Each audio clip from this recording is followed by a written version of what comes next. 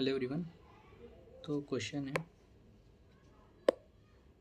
A constant voltage of 50 volt is maintained between the point A and B of the circuit shown in the figure. The current flow through the branch C and D, यानी कि इससे बहने वाला current कितना होगा।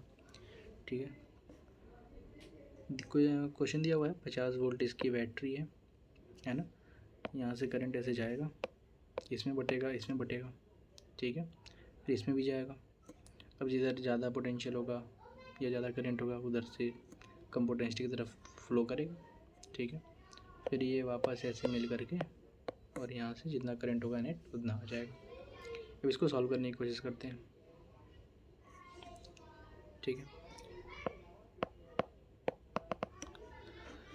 तो हम लोग देख पा रहे हैं कि यहाँ इस पॉइंट से और ये सी और डी ये आपस में ज्वाइन है, यानी कि 1 और 3 क्या है आपस में पैरेलल में है, और 2 और 4 क्या आपस में पैरेलल में, यानी ये दोनों आपस में पैरेलल में है और ये दोनों आपस में पैरेलल है। तो सर्किट सॉल्व करके पहले नेट करंट निकाल लेते हैं कि कितना बहेगा, ठीक है। तो अगर मैं बात करूँ सर्किट को सॉल्व करने की, तो एक ऐसा बन जाएगा, एक ऐसा बन जाएगा, और फिर यहाँ से कुछ ऐसा होगा, 50 वोल्ट रह जाएगा, ठीक है। सर्किट जब हम लोग सॉल्व करेंगे तो ये दोनों पैरेलल में है, तो 3 1 जा 3/3 + 1 4। अच्छा, ये कितना आ जाएगा, 4 2 जा 8/4 2 6, यानी कटेगा तो ये भी 4/3 आएगा, ठीक है। ओके,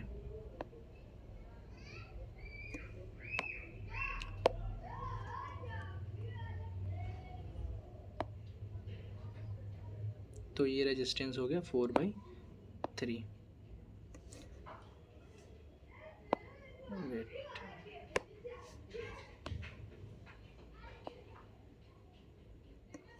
है ना।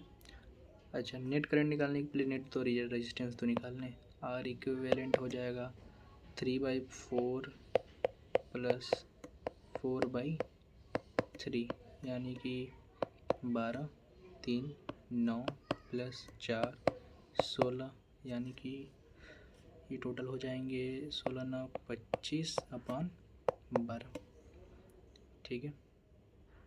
नेट आर इक्विवेलेंट करंट निकालने की कोशिश करें, V = IR ओम्स लॉ के द्वारा।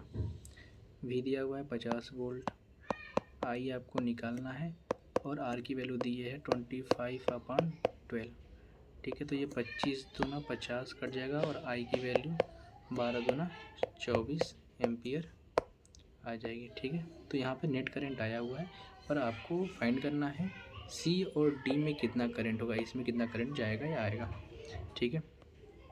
अच्छा, अब इस सर्किट को देखते हैं। अगर टोटल करंट इतना है 24, यानी कि इसमें भी 24 जाएगा और इसमें भी 24 जाएगा, ठीक है ना, इन दोनों में 24 जाएगा। तो अगर मैं यहाँ का वोल्टेज निकाल लूँ, यहाँ का वोल्टेज, क्योंकि ये आपस में कैसे हैं, आपस में ये और ये कैसे हैं, पैरेलल हैं, यानी कि यहीं पे अगर मैं टोटल पे वोल्टेज निकाल लूँ तो इसमें भी वोल्टेज सेम रहेगा, इसमें भी वोल्टेज सेम रहेगा, क्योंकि पैरेलल में। इस पर भी किसी निकाल लूँ तो इनमें भी क्या होगा, वोल्टेज सेम रहेगा, ठीक है। तो पहले चेक कर लेते हैं कि यहाँ पर वोल्टेज कितना होगा, है ना, यहाँ पर। तो यहाँ पर 3/4 है, V = IR, करंट जा रहा है कितना, इसमें हम निकाल चुके हैं 24, ठीक है। तो V की वैल्यू दिया हुआ है, V = I × R, यहाँ पे भी ओम्स लॉ लगाते हैं, V = IR। आपको वोल्टेज पता करना है, I की वैल्यू 24 है, क्योंकि करंट सीरीज में सेम रहता है, ठीक है। R की वैल्यू दिया हुआ है 3/4, ये 4 से कटेगा कितनी बार में, 4 6 24, तो वोल्टेज कितना आ जाएगा, 18 वोल्ट आ जाएगा, ठीक है, यहाँ का। अब यहाँ का देखेंगे, V = IR लगा के, V = I × R, वोल्टेज आपको फाइंड करना है। I की वैल्यू दिया हुआ है 24 × R की वैल्यू 4/3, 3 से कितने बार कटेगा, 8 बार में, तो वोल्टेज कितना हो जाएगा, 8 चौके 32, यानी 32 इसका वोल्टेज निकलेगा, 32। तो 32 वोल्ट यहाँ पे और 18 वोल्ट यहाँ पे, 18 वोल्ट यहाँ पे। अच्छा, अब यहाँ पे देखो दो रेजिस्टेंस दिए हुए हैं, एक ये है एक ये है, ठीक है ना। तो ये आपस में बटेंगे, टोटल 18 वोल्ट है इस पर। तो चेक कर लेते हैं कि कितना करंट बहेगा, है ना। वोल्टेज में क्या होता है कि सेम रहता है, तो यानी यहाँ पे भी 18 वोल्ट और यहाँ पे भी sorry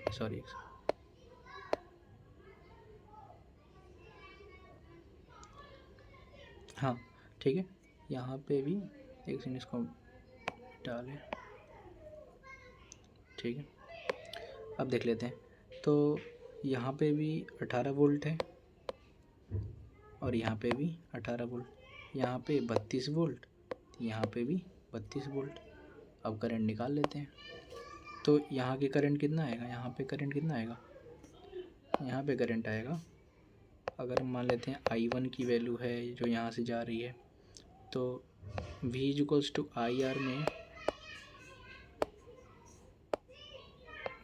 V equals to IR में I इक्वल्स टू V/R हो जाएगा।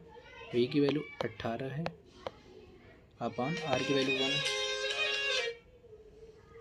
ठीक है। सेकंड में देखते हैं, तो I2 की वैल्यू, ठीक है, तो V/B अपॉन R3, यानी कि कटेगा कितनी बार में, 6 बार में, ठीक है। 6 हो गया और ये 18 हो गया।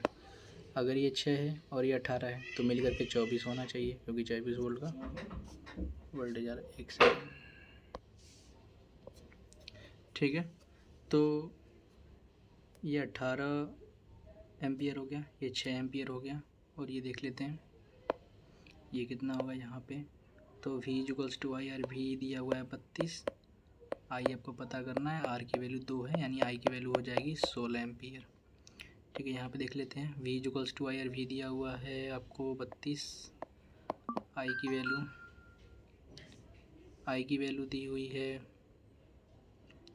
सॉरी आपको I की वैल्यू फाइंड करनी है, I डैश लिख लेता हूँ, और R दिया हुआ है 4, ठीक है। कितने बार जाएगा, 8 बार में, तो I डैश की वैल्यू हो जाएगी 8, है ना। और देखो टोटल आना भी चाहिए,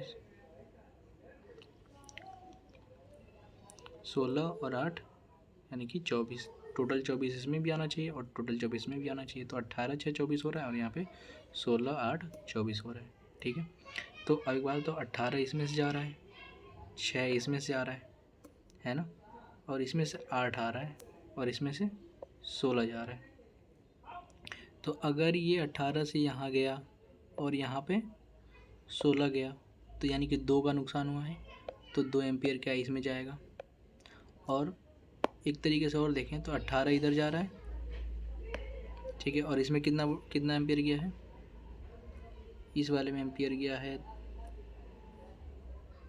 सॉरी 18 नहीं, इसमें 6 जा रहा है ना, 6 करंट जा रहा है, ये 2 वोल्ट है, 6 एम्पियर करंट जा रहा है, और इसमें जा रहा है कितना, 8, यानी कि 2 ऐड हुआ होगा, तो यही जो 2 ऊपर से आया है यही क्या होगा, इसमें ऐड होगा, ठीक है। ये 2 एम्पियर आएगा और यहाँ पर ये 6 एम्पियर ये और 2 एम्पियर ये मिल करके यहाँ से 8 एम्पियर जाएंगे। तो यानी कि C और D में जाने वाला जो करंट है वो कितना होगा, 2 एम्पियर होगा। So answer is second.